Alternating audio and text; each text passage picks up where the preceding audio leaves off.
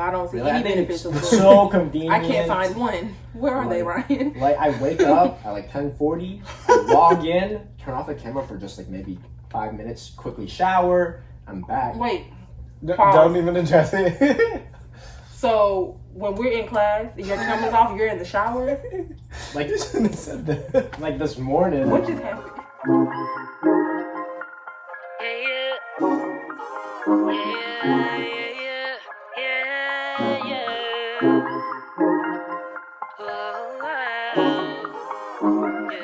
Hi guys, welcome back to my channel. So today's video we're going to stop laughing.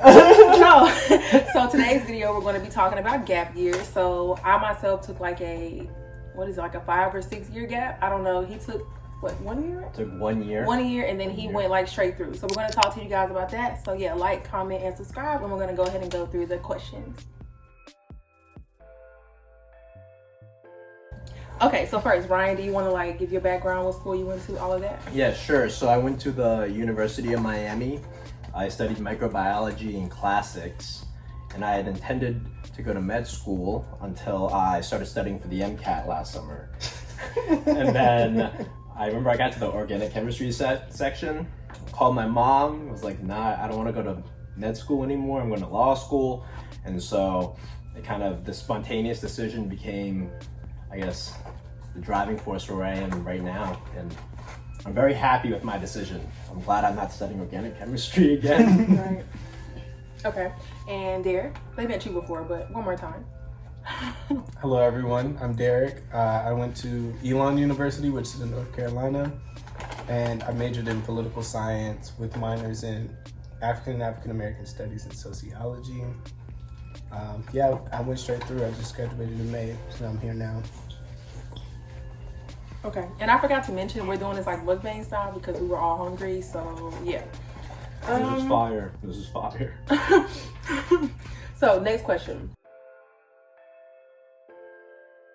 Did you work while you were in undergrad? I'll answer all these questions last. Like, the point of the video, guys, is like, I know a lot of people reach out and they're like, should I take a gap year? What do people do during their gap years? So I figured it was good to have like all different like levels. Like, I took a few gap years, he only took one and he took none. So I figured it would be beneficial for you guys just to like hear different viewpoints. So Ryan, first with you, did you work in undergrad? I did work in undergrad. Work study was part of my financial aid package, and so I took advantage of that opportunity to get some on-campus jobs. I tutored, and I actually worked in a research lab for 1 semester, and that was mostly for my med school kind of resume enhancement. So turns out it didn't prove as useful as I might have thought, but yeah, that's it. How about you? Okay. Yeah, I stayed with a job. When I was at undergrad, I always had at least one job. I worked at work study, yeah. It was also included in my financial aid package. I worked at a gym. I also worked at our school's Center for Race, Ethnicity, and Diversity Education as a student coordinator. Nice. Yeah. Okay. So for myself, I worked in undergrad. I worked at a lot of places in undergrad though. Like, I worked at Hardee's, I worked at Walmart, I worked at a real estate office. That is so funny when people, I don't know why that's so funny when I tell people I worked at Hardee's. I did. Like, while in school, not your like summer, this is like your part-time job while you were studying? Yeah. So so when I first started college, I feel like I have food on my teeth. When I first started, I'll tell you if you do. I babysat, and then I worked at Hardee's, and then I worked at Hardee's and Walmart at the same time. And then I worked at Walmart in a real estate office at the same time. And then I worked at Walmart, the real estate office, and Outback for like 2 weeks. And I was like, nah, I'm doing too much. And then after that, that's a full-time job. Like, yeah, and then I worked at a call center.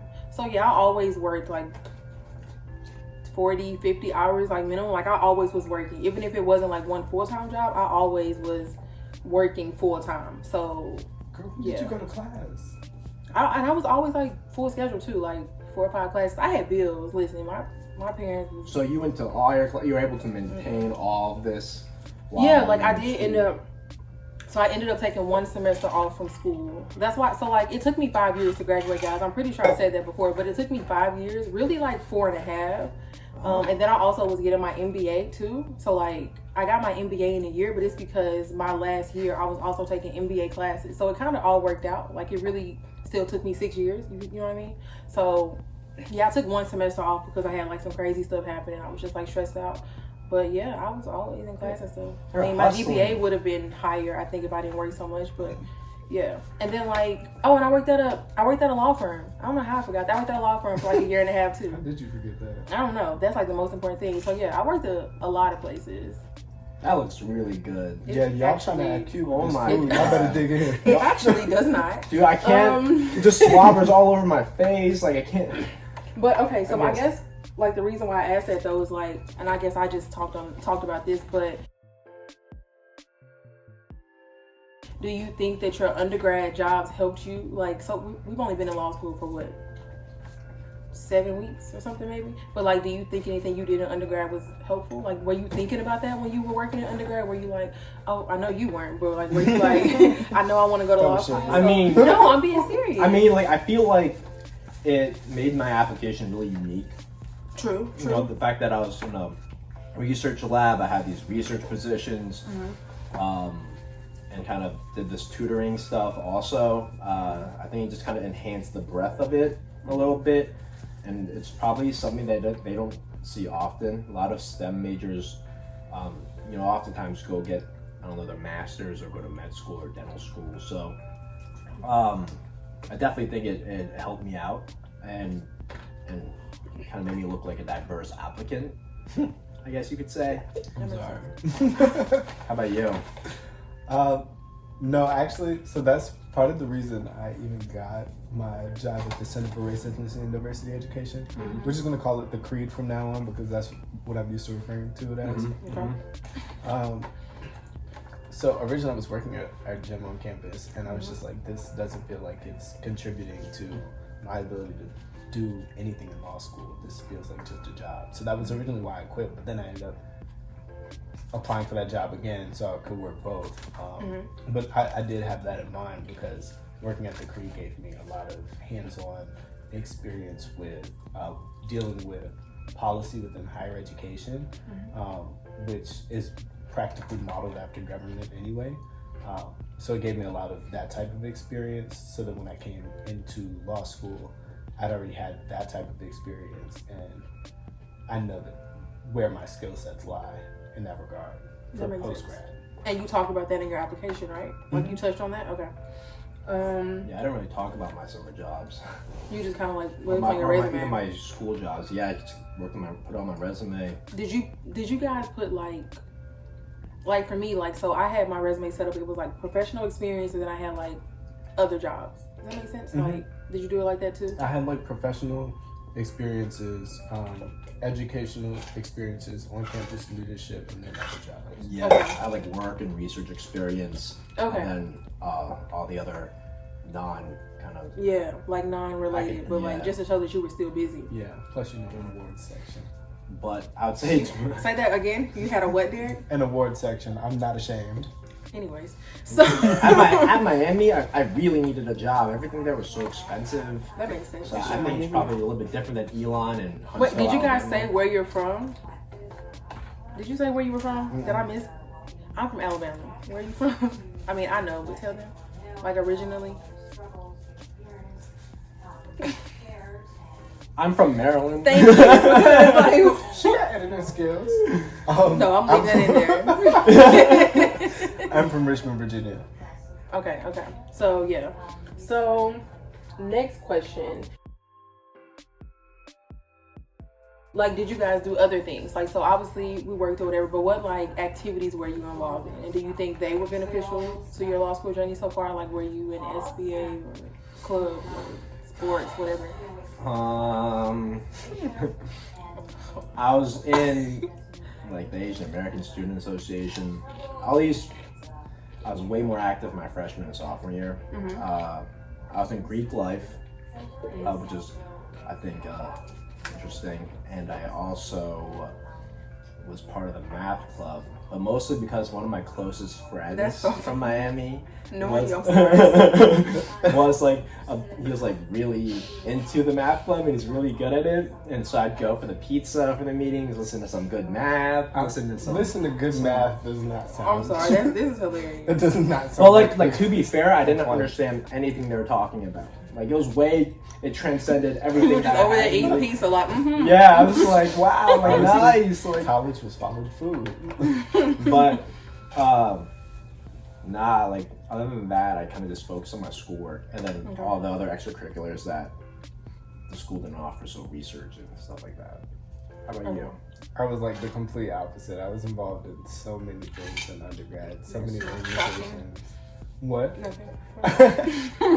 Yeah, I was involved in a lot of things in undergrad. I was also involved in Greek life. I'm a member of Kappa Alpha Psi Fraternity Incorporated. Also, Black Student Union. But I was the president for a couple of years.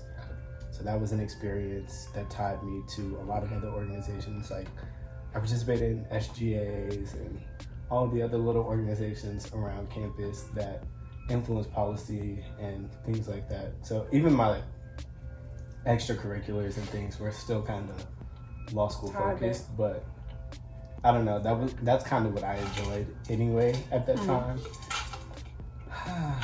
A different life. Okay, so Ryan, did you plan to take your gap years? Like, was that part of your plan, like with your gap year, or were you just like, man?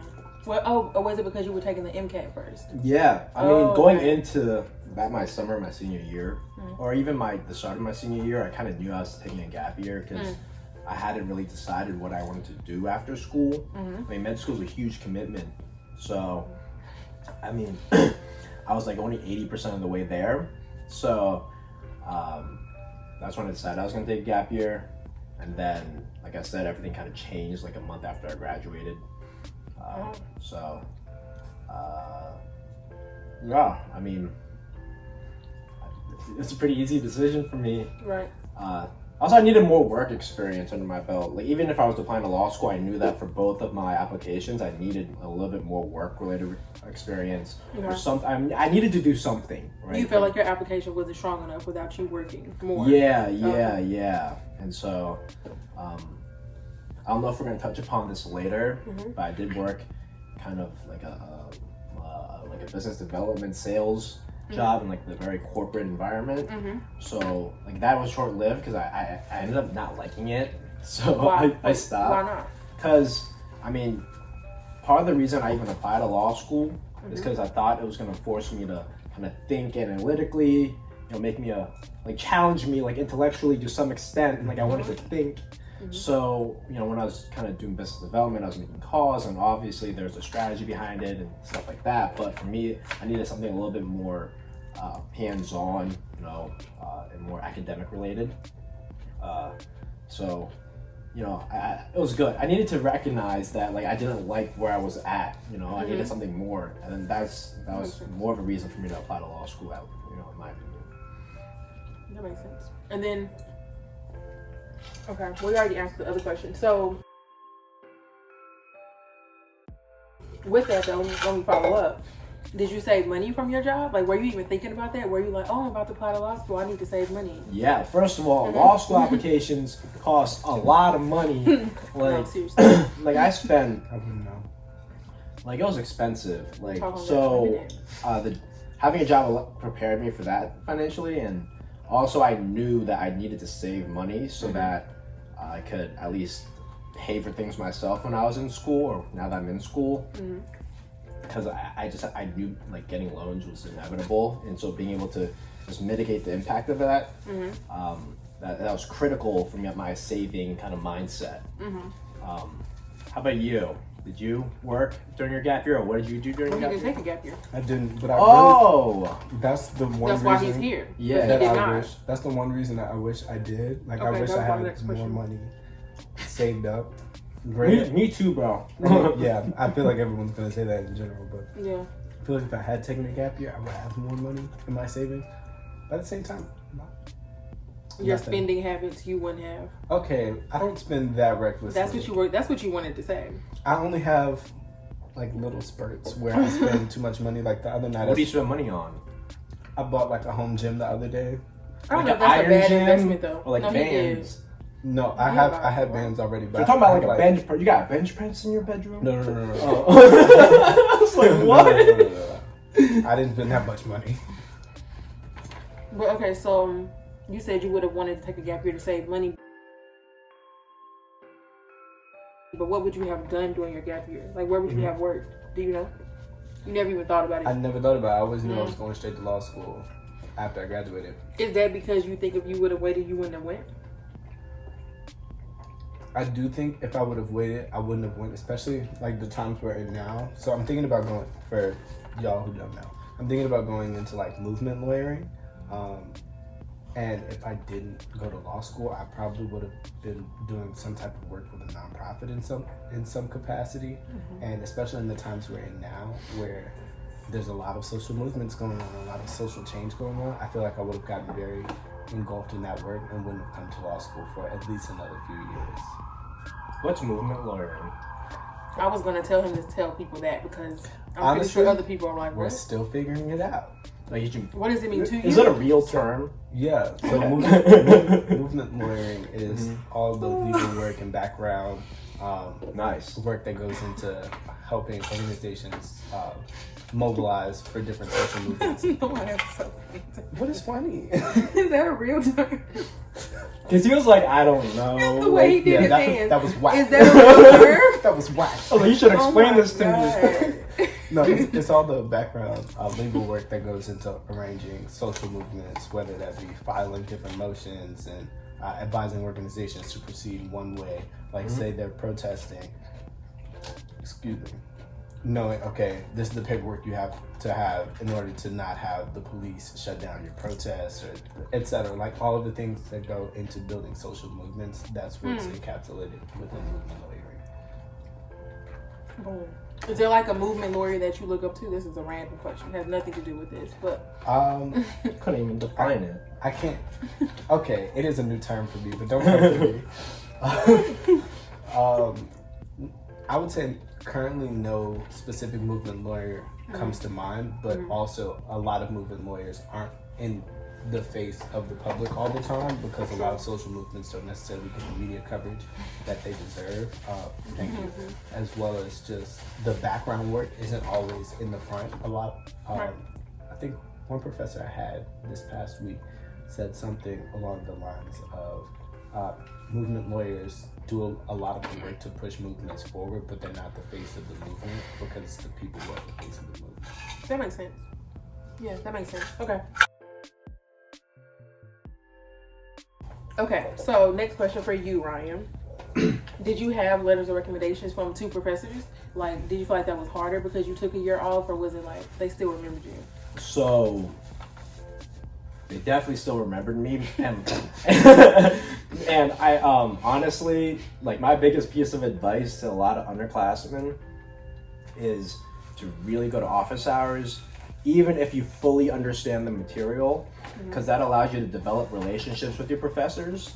And so by the time I asked them for my law school recommendation, they had written recommendations for me for other things.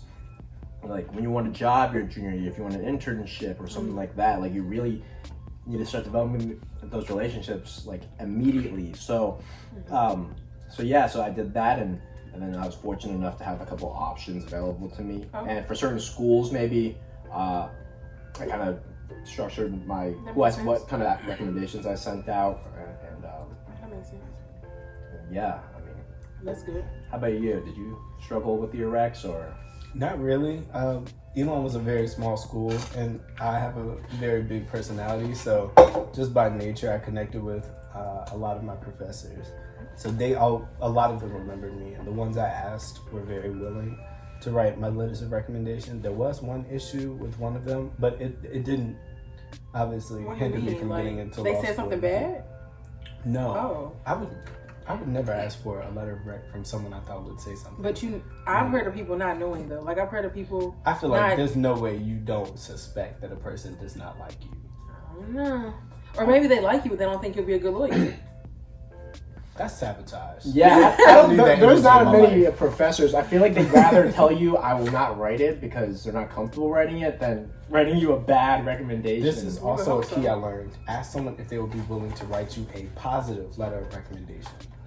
Because if they say no, maybe it's not that they won't write it for you. Maybe it's that it won't be positive. Or maybe that they don't know enough about you. It's like, you were in my class. And that Yo, way, if that'd they be tell you yes and they sabotage you, you have written record where they consented to writing you a positive. Yeah. Y'all are funny. That'd be so scummy, yo. Like, I expect good things from my recommendations. Like, I'm hoping it's heaping praise on me, but I guess not. No. Like, Oh, no. You just said I they didn't just have said that no. kind of issue with my You just letter. said no. No, it's not even worth I'm like, discussing. can you just tell It was us? an emergency. so it's dramatic. Emergency. Yeah, All the right. president didn't have time. Oh, okay. Okay. So for myself, I did not have any letters of recommendations from professors.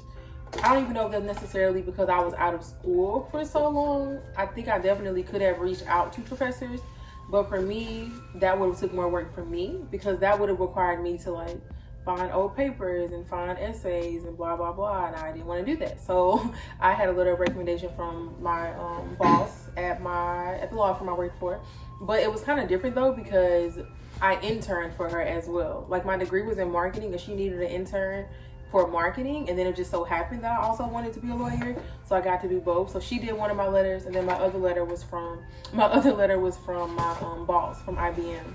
So I didn't have any letters from professors. I did have a third letter from a professor though that I was going to send out to schools when I got waitlisted. So I did reach out to him, and I did send him like a writing sample for my like class with him or whatever. So I did end up doing that, but I ended up not using that letter because I decided I didn't even care about the schools I was waitlisted to.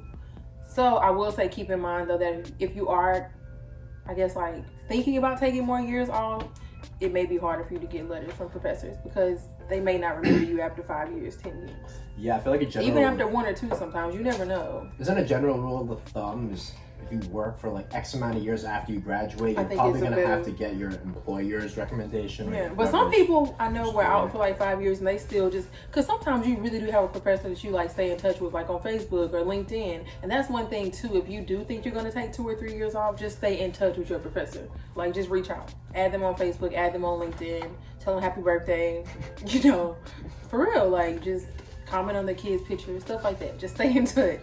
So. What if the professor does not even like you?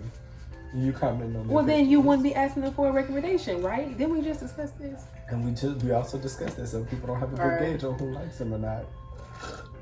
Know your That's professor a whole nother conversation. before you comment on their kids' pictures. Yeah, I don't know about commenting on their phone. I have professors or like people that you don't have any professors you were just like super cool with that added you like on social media. I even have like people like high school teachers that I think are friends with on my Facebook. I have them on my LinkedIn. I even have like I think a high school teacher too that's on my Facebook. Oh no, my high school teachers, I learned a lot about them after I graduated. Yeah. To where I didn't want anything. You're like, I do have a professor. You're a human. I am You're a friends real with one. person. And I do sometimes comment. It's because he has a cute Yeah. little dog. Yeah, so I'm like, if you just keep in touch like that, even like little stuff, you don't have to reach out every year and say, this year I did this. Just like little conversations. I mean, you don't have to, whatever. So, next question. I'm trying to get that close to my professor. Oh my gosh. Next question, guys. So this is for all of us.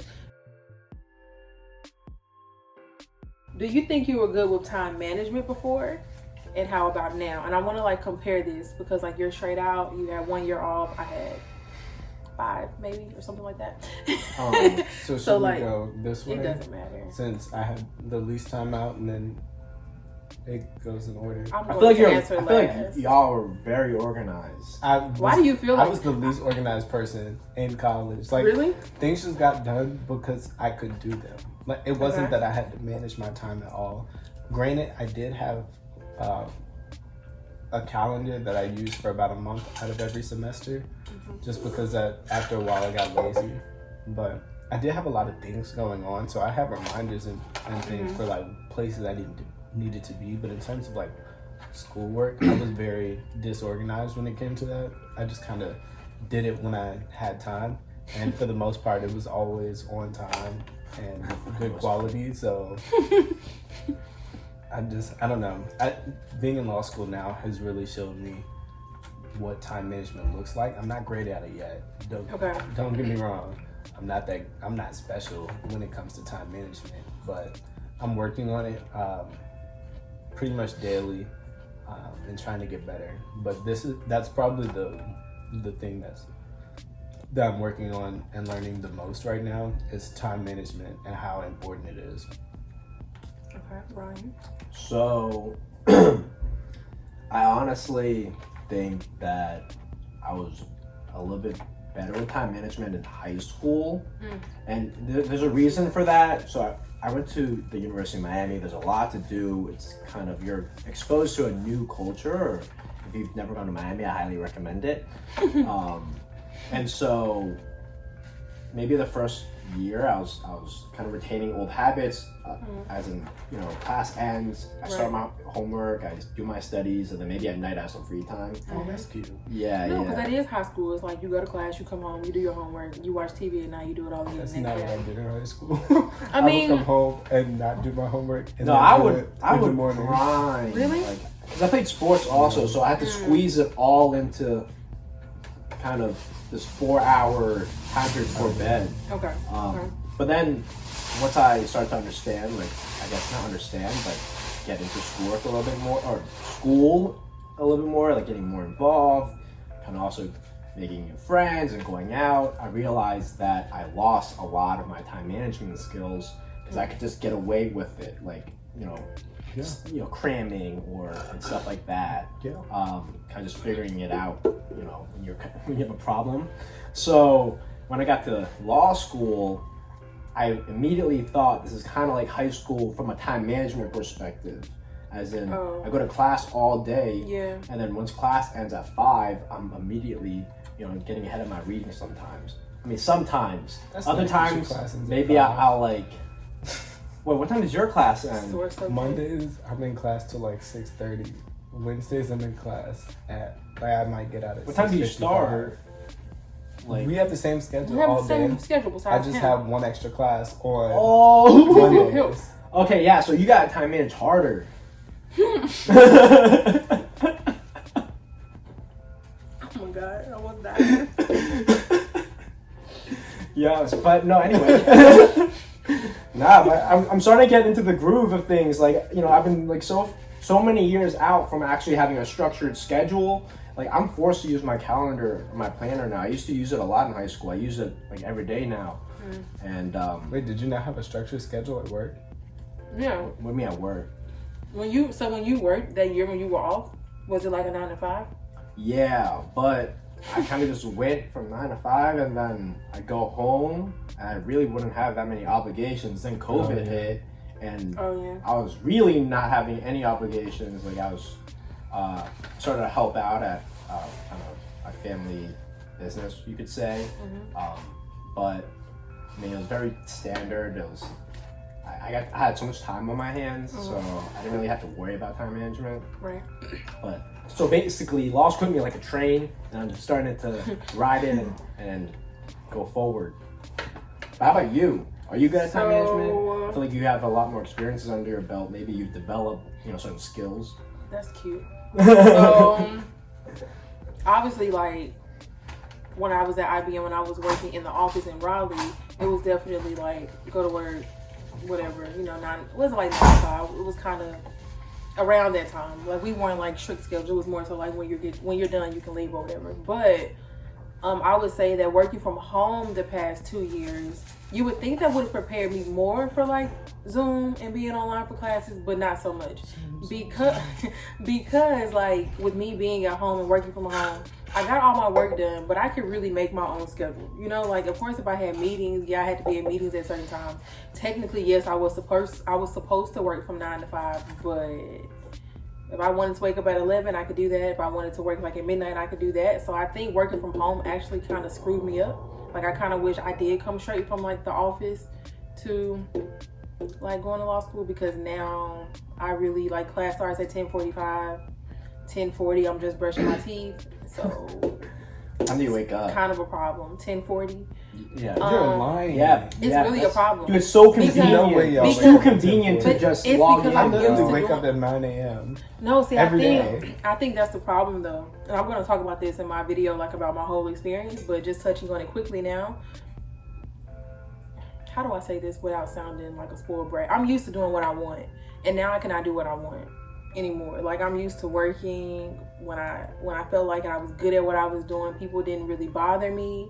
Now I feel like I'm constantly being bothered every day. Like, is everything's all day. online? Is it that why? Is it because you're always getting messages or emails? No, it's like and stuff literally that? I just have to get up. Like for example, if I was in a work meeting, I didn't have to cut my camera on. I didn't even really have to pay attention. It's like, yeah, I'm here, whatever. I know what you're about to say. I don't care.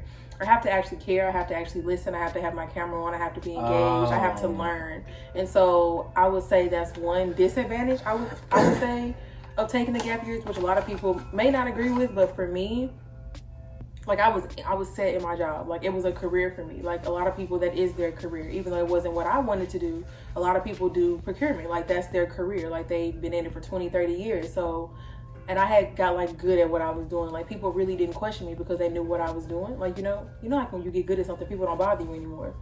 So now it's kind of like, School.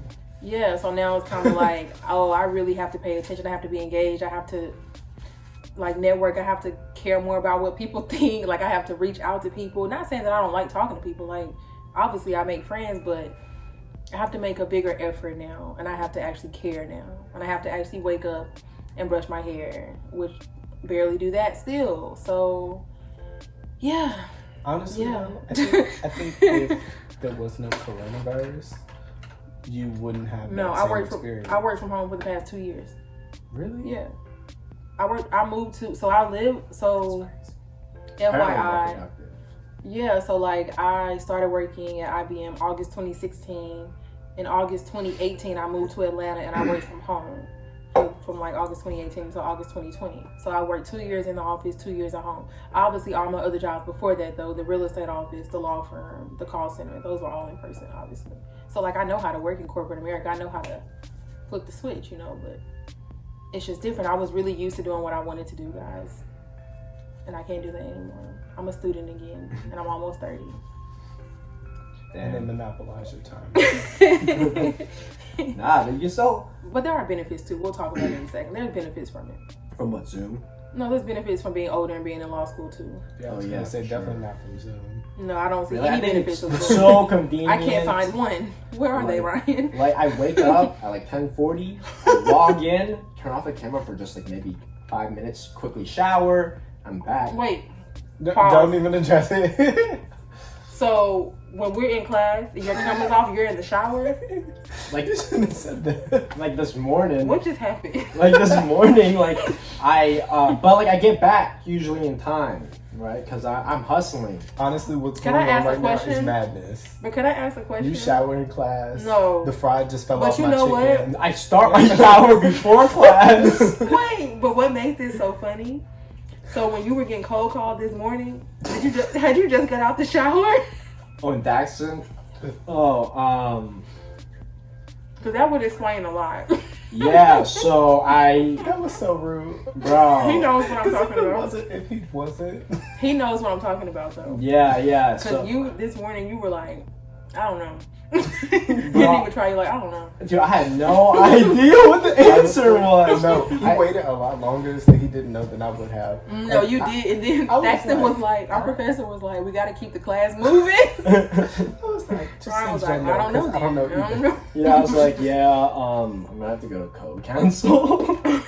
Bro, I was navigating through my notes. I was like, No, you were trying. You were looking for I was it. like, I can't It find was just, your face was just funny because you're just like, why would you call me right now?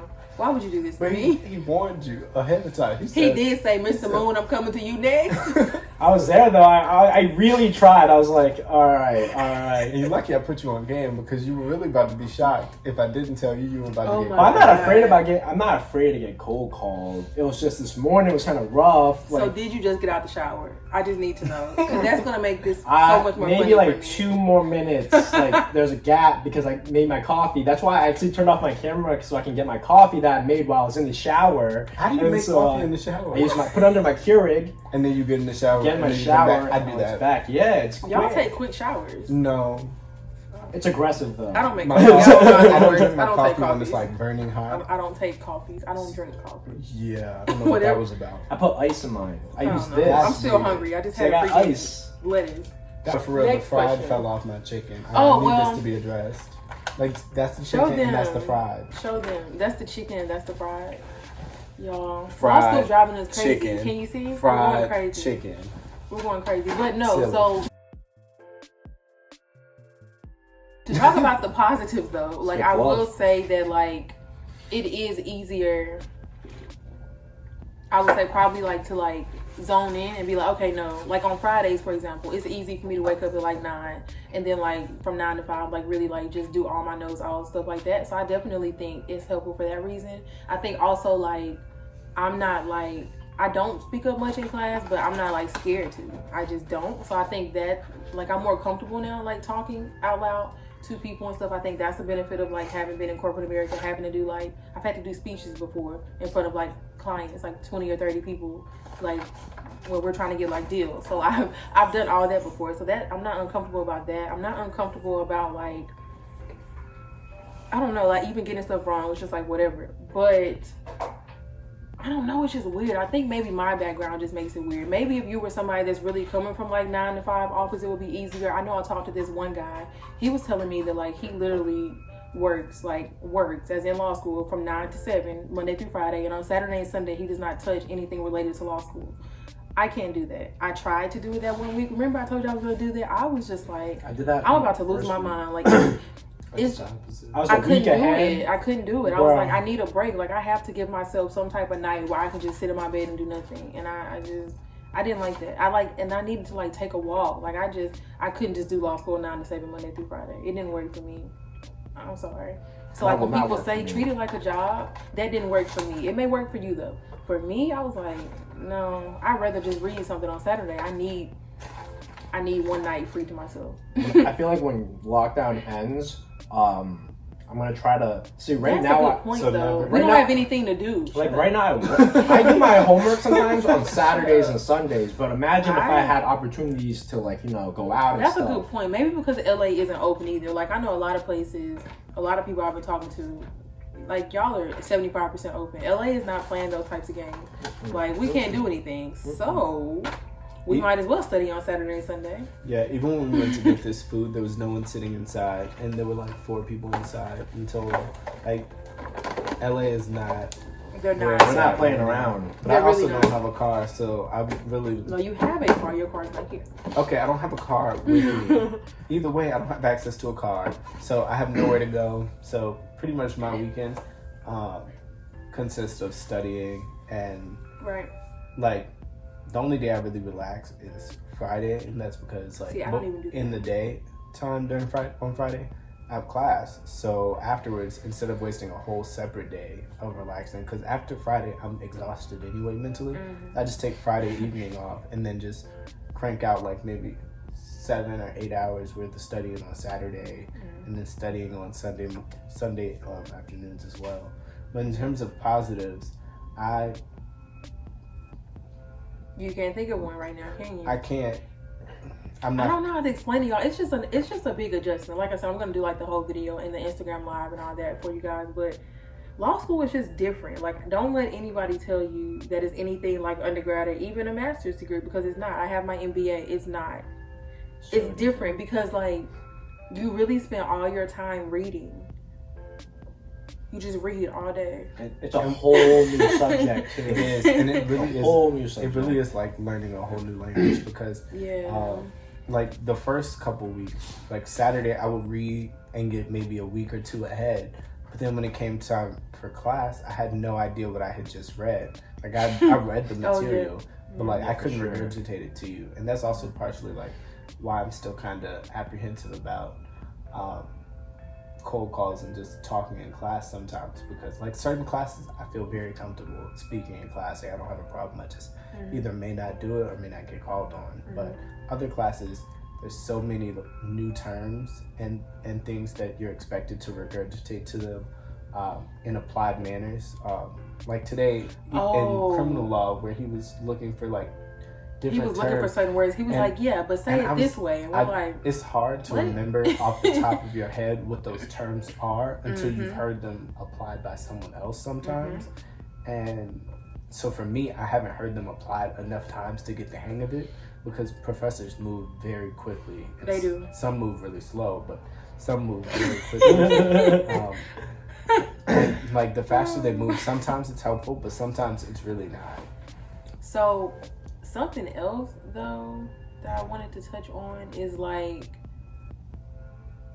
when you're reading, you're really reteaching yourself too, because the thing about being in class is that not that our professors aren't good. We actually have good professors. All our professors are actually really good. It's just kind of hard to follow sometimes, because it's like you're trying to take notes, you're trying to pay attention. Other people are asking a bunch of questions.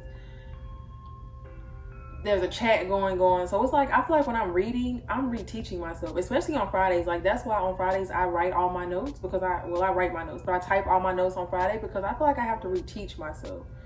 Because a lot of times in class, I'm like, I was with you, and now I have no idea where we just went, because somebody will ask a question that will take the professor another direction, and I'm like, never mind. Yeah, and that's what I thought I had it. I don't even. That's what does it for me. Like, when people ask questions in class, like, I follow along pretty well while the professor is talking on their own, but then someone will ask a question, and a lot of times actually it forces the professor to apply what we just talked about to a completely different scenario. Well, let me explain it this way. And it confuses me so much, to the point where sometimes it takes me a really long time to hop back on the wagon to understand what we're doing in class again. And that could be a period of maybe 10 minutes at a time sometimes. So like, I think I understand the material for the most part, but in terms of applying it to different things, I'm still it's gonna get bigger in scope, you know. Like, as we get more information, it all, like, builds. Like, it's a completely different beast. Like, I even tell my friends that who want to go to law school, I'm like, listen, like, it is unlike anything I've ever encountered in terms of like the subject matter, like the approach. It's like it changed the definition of school for me, honestly. Like, I'm like so busy all the time. No, seriously. And then also, it's kind of like in undergrad and stuff, like, I'm like a big history person, but like with history, I was good at it because I have a very good memory. This is not about memory. This is not about you learning words. It's about the theory. You really have to understand, if the professor gives you a random scenario, how to relay that back to him and use the right terminology. And that's the part that trips me up. It's like, okay, well, I got your example, but now you want me to give you my own example? I think that's the big thing. It's theory. And I think my brain is built that way though. Like, in terms of application, like, I can apply things. It's just the memorization part is what trips I'm the me opposite. up. I can remember anything. The terms and things that they want me to apply to the theory, I couldn't give you the term, but I could give you the application. Also, I feel like I don't know about you guys, but I have this perfectionist look at it at my schoolwork. I think particularly because how competitive law school is, I feel like I have to do everything. Oh, that's just you. Even more. Yeah, he really doesn't feel like that. He's one of the few people I've met that is just like, it is what it is. I get what I get. Because it is what it is. But here's the thing, I think that's important, because everyone's studying habits are going to be different, and you're still learning how to, I guess, discern what in your class is important or not, and stuff like that. Because sometimes I'm not even listening, maybe, because I just know it's not going to be relevant to my test. That was you today, Ron. That was so funny. I'm sorry. It's okay. Wait, you could see my square? Like, you could see me just like... No. I didn't even look at you. I was hurt, bro. But we've all had situations where we were like, I don't know. I think you said, I don't know. I said, I don't know. It's not like, we're not making fun of him, because if you think you're one of those people that's going to go to law school and know everything every time you get cold called, no. We've all already had situations where we were like, what? And the sad thing is, some professors won't even tell you your answer is wrong. They'll let you, like, oh my God. They will say, like, and I guess you could think about it that way. And then they will say something completely opposite to what you just said. And the validation that you hear is, like, comforting for you, but it's not the right answer. Yeah, and then you end up having both answers in your notes, and so when you're looking at it, you're like, which one is like the one I use? Which answer is like the better one? Okay, well that's a good way to look at it. It's like, but that's not what you want me to put on the test. Tell me your real answer. So it's like I kind of like when they are like, like I like Paxton. I like the fact that he's like, no, let's not say it like that, because he knows that's not what he's looking for on the test. So why like just BS you, you know? Where we have another professor, you can be like, how about like, is it like this? He'll be like, yeah, you can say that. That's not what you want. Why are you saying that? But it's good because like you can see the other side sometimes, maybe. But it's like I want to know what you want on the final. The other side, so it's correct and incorrect. Yeah. He's showing you the incorrect way and the correct way. But then I don't want to have to choose between those in my head. We haven't taken finals yet too, but I wonder is that also because when you're taking the final, you can kind of persuade them in anything if you have a good argument for it. Yeah, that's right. Maybe that's why. Well, maybe he's like with these cases for torts, if he gives you a case that's a real case. Why you gotta say what class? Yeah, I knew exactly what class you're talking about. Because for torts, I knew exactly what you're talking about. Specifically, those are real cases. Like those are things that we know are real. So if he gives you a real case and doesn't give you the outcome and tells you to predict it, and you predict wrong. No, he does do that. Like it'll literally be a right answer, y'all. Like this is this type of case. This is what the court decided in 1922, and then you'll be like, well, could it have been this? And he'll say, yeah. It wasn't though. Why would you say yeah? Maybe we'll find out as we go through class, you know, maybe he's developing some sort of reasoning behind it. But I'll just be sitting there looking at my paper when somebody asks like, that is not what this is. Why would you say yes to them? I don't know if he doesn't like hurting feelings. Well, no, he kind of does, because who was it today? He called on somebody and they didn't say anything, so I guess you weren't listening. Oh, he said that? I was like, maybe he I missed that. I didn't hear that. I don't know how. But I feel like he's cutting this part out. No. He's not mean. Like, he's like good. No, we really actually do have really good professors too. I know a lot of people say he is, but it's because he's older, so he has like that. You know how old people just like say things and it's just funny, and you can't say anything to them because they're older and they've earned the right to say those things. So I just laugh. I'm like, that was shade, but we'll let you have it. We're gonna find out who it is. We put in the comments. We really do all have good professors though. Like I'm not. Trust me, if that wasn't the case, you know, I would tell y'all. We really do have good professors that actually care. Like they stay after class, every single class, and will answer 20 people's questions after class. Like even really good professors. Even the professor we were just talking about. Like we all thought at first his method was complete madness, and everyone has told us that it's not. It's the best way to learn because he gives you real life. Have in that class, he really does. Like you start to grasp on the concepts really quickly after a while. Did he say today we're gonna read a total of like 900? Yeah, he did. Yeah. No, I think he said I think he said 900 pages. 900 pages. Oh, because dude, I was like, we're only on page 270 something, y'all. Yeah, he said we were at the halfway point. I was like, what is halfway to you? We're 1/3 of the way. Is he including the index of the book? Like I don't know. Okay, y'all. Next question. I hate y'all. I heard 900 and I was like, whoa. I was like, pause. We could do another video on like our classes. Let me know down below if you want a video on like all of our classes and our takes. Not about the professor, just the classes. So next question. Do you guys think you were good with networking before, and how about now? I'm gonna be honest, I feel like I've always been trash at networking. Like people gravitate towards me in life, so I never feel as though I've had to reach out to people to like network in that regard.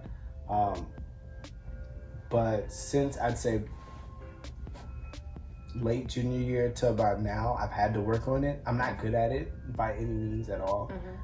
Once the connection is built, I'm really good at sustaining those connections for the most part, but I'm not great at like wanting to reach out, and initiating those types of things. I don't know, it just never feels completely genuine to me. Especially through like LinkedIn or like email or things like that. It just never feels genuine to me as a connection. Right. I'd rather meet someone in person, them ask a question or talk about something, and me walk up to them and be like, hey, I really related to what you said on this, and I want to learn more about your experiences. I'm that type of networker, as opposed to like sitting on Zoom. Hey, would you like to have a Zoom call at this time? But that's why you don't. But see, on Zoom you don't do that. Like on Zoom, when somebody says something, you just say like, hey. that was cool, or oh, I Oh, like your in hair, terms of oh, I like your classmates, shirt. yeah, I'm really not good at that. He's not. And I'll like literally be like, just say that to them. No. Yeah, I just say but that, I just don't. I don't tell them. So I don't know. Like in terms of classmates, especially since coming to law school, I just don't know. Say it. Who would sabotage me? I know that Do sounds you- crazy. That's a very cynical approach. Do you think I could UCLA is sabotage like that, you, bro? There's some people. Would you do Watch that? Watch out. There's some I'll person- sabotage you. See, but I wouldn't let you sabotage me because now that I've What's heard you say happening that, right I'm just gonna assume everything you text me is nonsense. Squish. So, are we not eating a cookie? Yeah, I was about Oh to no, say, we were bro. never eating the cookie. I was gonna eat the cookie. I'll Whatever. Venmo So, you. but question though. I'll Apple Pay you that shit. Question though, do you feel like you're not that good at networking because you didn't have like corporate experience? Do you feel like if you would have been forced into that situation, you would have learned how to at least fake it? You know what I mean? I feel like I know how to fake it. I just don't like it. want to. Like I don't like the feeling that faking it gives me. Because Ryan. So that's interesting. No, so what I ended up. So networking, I feel like is a very, I don't know, narrow view. I when I think of networking, I think of maybe kind of whenever I encounter another person, it could be like randomly, it could be through an organized effort. I'm always just trying to be myself, and I'm confident, or I don't go into worrying about am I gonna make a good first impression or how is this person gonna perceive me in a way.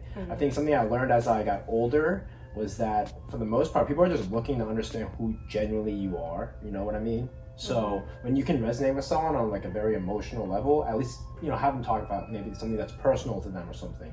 That's like a first step into kind of really developing that or cultivating a really good, I guess, network kind of So- that connection. sounds like strategy, No, because you just you reach out to from people me based on because something that's engineering. natural though. Like if he naturally, like if somebody says something, he's somewhere and he's naturally interested in what they say, and he goes up to them. You can look at it as strategy, but it's like, no, I really.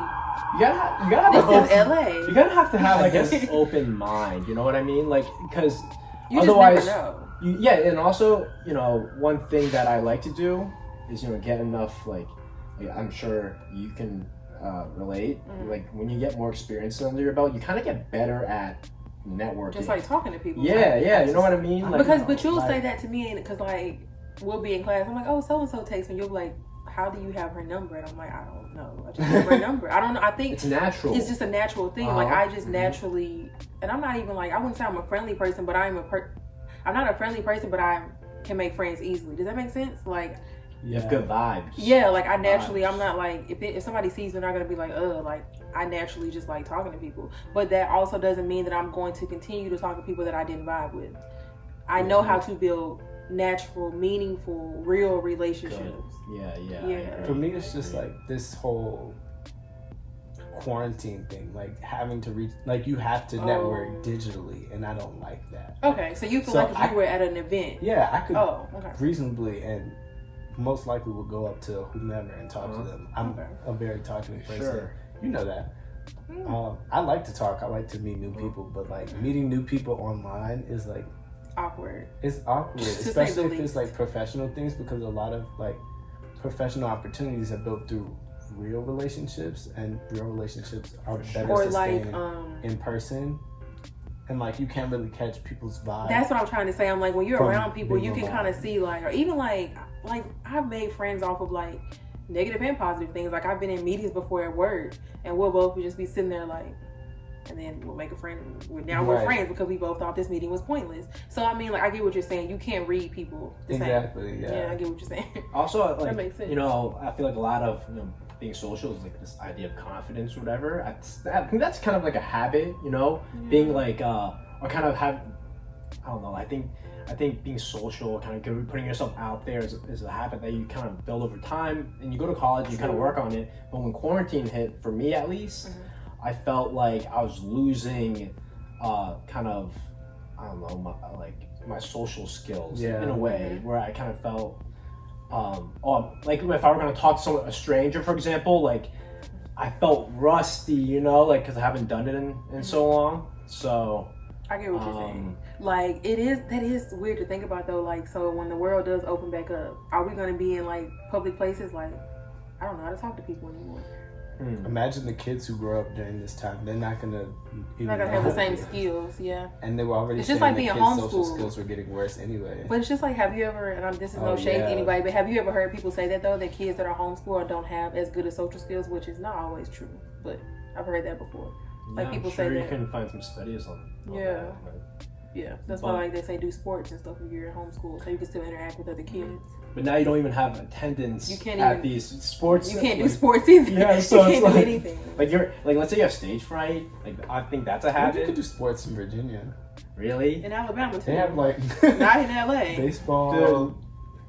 But you have no spectators though. I feel like that's so weird, like, having no one watching. Depends on where you are. Go to the park. Some people are not taking this as serious. But I say all that to say though, like I do think that having work experience and corporate experience definitely will probably increase your networking skills and increase you just won't be as like nervous about it, because you'll understand that obviously also too if you walk up to somebody and say something awkward, it really doesn't matter in hindsight. I promise it doesn't. Sure. It does not matter. They probably won't remember. They won't remember and they won't care. Now, if it's like, an interview or something, yeah. But I also think it'll help you with interview skills too. Like I've interviewed with so many different places.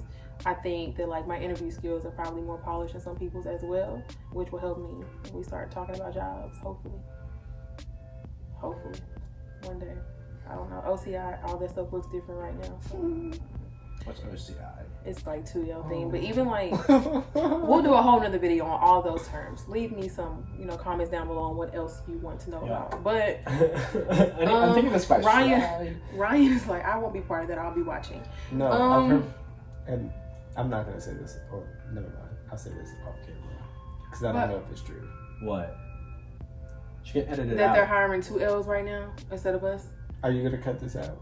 It depends on what you're about to say. No, I heard that like a lot of public interest jobs are not given through OCI, so a lot of public interest people. No, you have a separate thing. Y'all have a. Is it O? The public interest program here is like, isn't it like supposed to be really? It's number 1, right? Yeah, it was like the first one of its kind. So I'm sure you guys got your own like case. You have your own avenue. Yeah. Your own avenue. But I think for people that want. Shut up. I think for people that want to do big law, it's a little different for us. Is that what you want to do? No, I really want to work for like a recording studio or something, but big law pays more, so I want to do that first. And also, I just feel like I want the big law experience first. So, do you feel like working will help you in terms of interviews and stuff when it comes time to get a job? I mean, everyone kind of knows like. Everyone's given the general idea of how to do interviews, right. Especially when you go through your career services center at your university or whatever. Yeah. But like I said, like as I started to get more comfortable being uncomfortable, going out there and just being myself, talking to people, like even if there's a stranger I don't want to talk to, maybe I go say hi or at least something. I think that itself was probably help polish up my interview skills because I can genuinely come off as like, I guess like honest, you know what I mean? Like they don't like hear or sense like BS. I hope they're not sensing BS, but like people can read that, people you definitely can. And also you'll know. This won't apply to everyone, but I've also interviewed people before. Like in my old job, I interviewed people. It's very helpful. So when you interview people and you watch their mannerisms, you listen to what they said, it's like, oh, okay, I know not to do that because I definitely just knew you were lying. Sure. So interviewing people, if that's something you can do at your job, like if you've been there for a while and they're like, oh, we need to bring in a new temp person or somebody, oh, can I sit in on that? At least sit in on it, because interviewing people, especially having to make decisions on who to hire, I definitely am like, okay, so don't do that. So yeah, that helped me too, I think. I will say that that's one thing that I got from my sociology minor. Like almost the whole sociology program, almost every project has something to do with collecting some type of qualitative data, and a lot of that is interviews. And so you know what to look for, or you know what other people are looking for when you interview people. Criteria. More. So yeah, I would say if you can interview people, as many people as you can, even if just for a class project or something.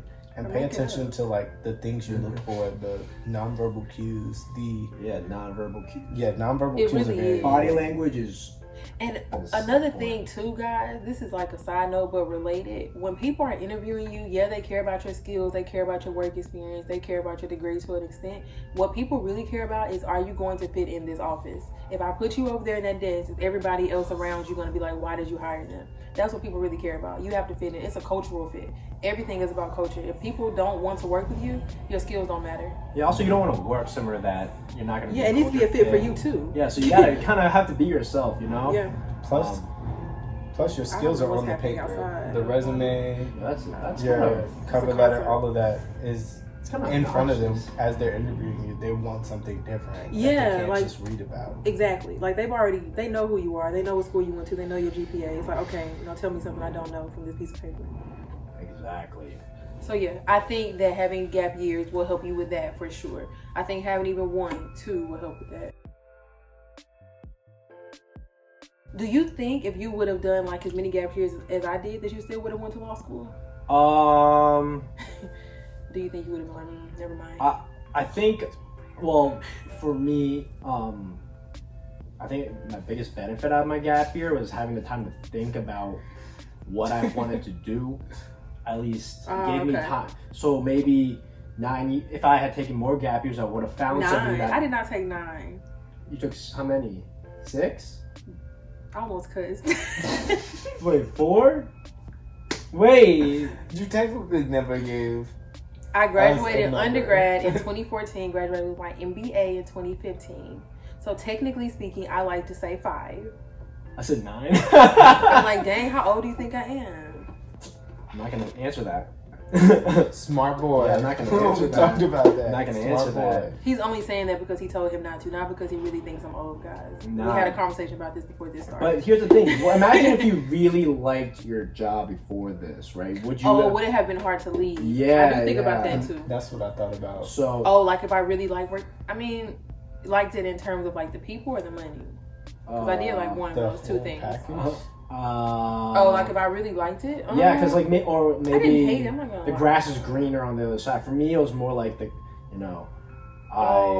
was like, all right, I'm gonna go to law school here now. Like I have nothing, I don't know what else I wanted to do really, and I thought it was a good fit.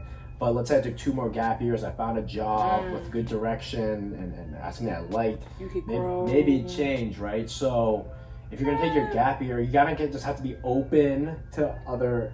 I just say you kind of have to be open. Try to figure out what you want to do.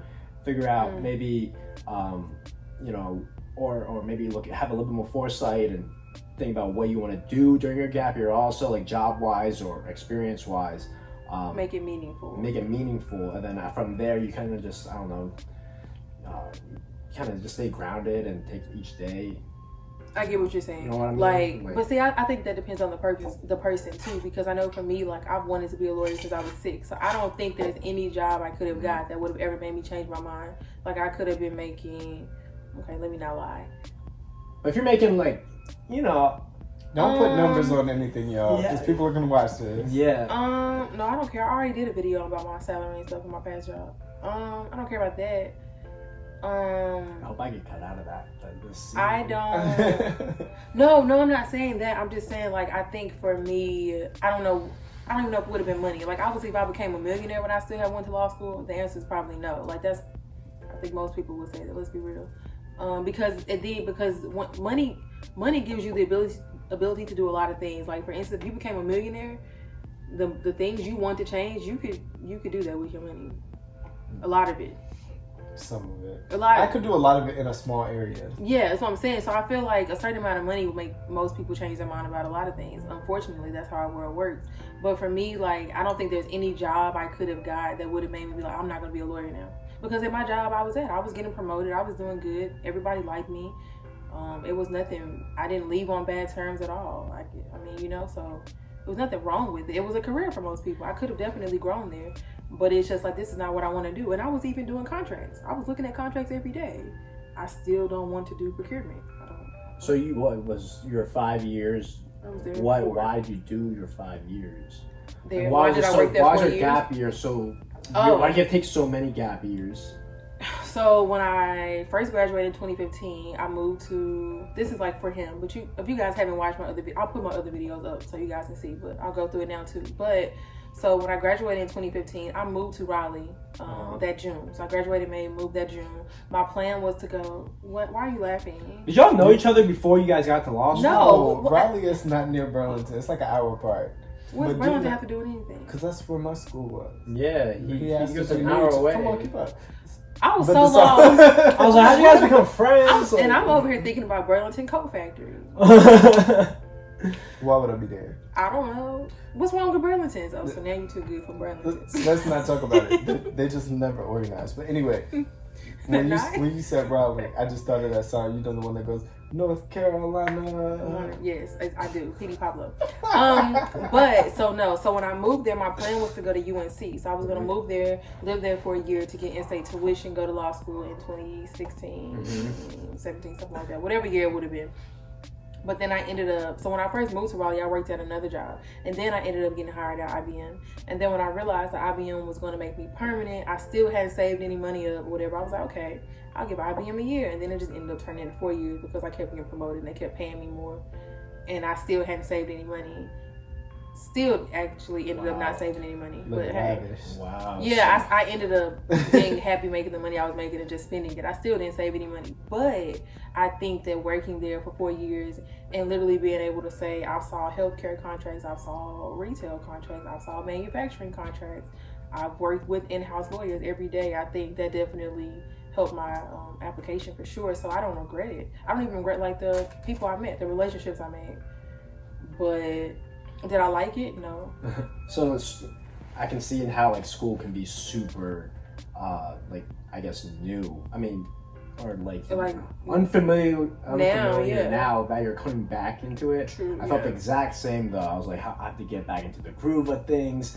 5 years, wow. No, honestly, that's what I'm saying. That's why I think I'm so tired too. Because also but that's the thing though.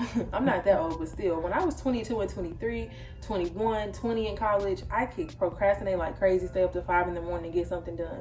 Y'all, I'm tired. I'm old and I'm tired. I will say though, like I don't see how people stay up to 2 and 3 in the morning doing stuff. I'm like, I'm going to sleep. As a person who came straight from undergrad, I'm tired too. Like, but you have more energy. I've studied with you, and it's just like. I've also studied with you, and you know I'm over it at 11. Yeah, but you're not tired. You're over it because you want to go home and watch Insecure or Girlfriends. Whereas I'm like, I'm asleep. I feel like I just got read. Am I lying? I mean, no. Were lies told? But no, that's what I'm saying. I don't know how to explain it. I just feel like, would I suggest taking 5 years off? No. That's the conclusion of this hour-long video. I would say 2 or 3 because I'm really almost 30. I just gotta keep saying it. I will say. When's your birthday? May. All right. I will say. I was curious. You're like, how close is the almost? Right. Am I just being dramatic? I'm being dramatic. Yeah, we can celebrate. Like, you'll be open by then, you know? Well, I'll be open. I won't be able to celebrate anything. That's a milestone. And I'm going to be in law school, stressed out. Like, I think that's a milestone. That's a good milestone. How do you think I'm about to feel? How old are you? 22, right? I'm 22, but you're 23, my birthday 29. is on Thanksgiving, and we literally return. Oh, you can't go home. Right, I can't go home. Because you got to study for finals. We got class the day before. Do they give us 2 days, like, of the week off? 2 days. It's Thursday and Friday. Bro. Where are you going? And then you come right back. Even like people say they go home for Christmas, but from my understanding, during Christmas time is when you apply for jobs. So you still don't go home. Gonna happen, bro. So you still don't go home. So I don't know. Any other thoughts, comments? I guess we can start wrapping this up. Like, do you regret not taking a gap year? I will say though, specifically, and I think class of 2020 and probably 2021 are different for undergrad. Coming straight from learning through Zoom for my last semester was so draining and exhausting that going right back into it is also draining and exhausting. However, like during those couple months I took off, my brain was like jello. Like I feel like I did nothing, and that also contributed to why I've been so tired when we started up, because I feel like I'm starting fresh anyway.